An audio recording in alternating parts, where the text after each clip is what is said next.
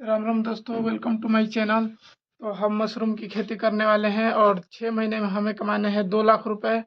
और ये रहा 2 रूम, एक ये रूम रहा और एक ये रहा। और इस दोनों रूम में हमने मशरूम की ये खेती करनी है। और अभी इसके लिए बनाना है हमें फार्मा, और बनाएंगे अभी फार्मा। और हमने बांस मंगा लिया है।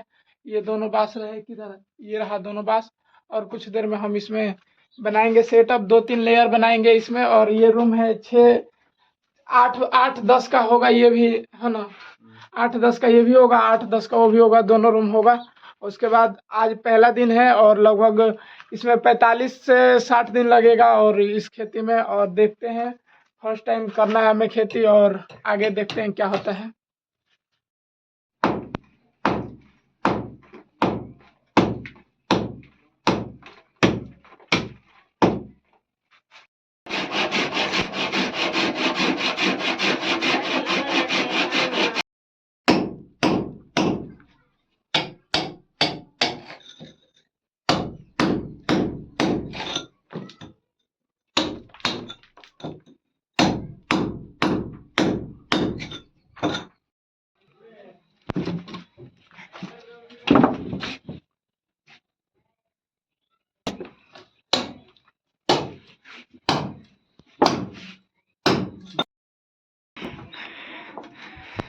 ठाकुर मिस्त्री लागल बड़न काम पे।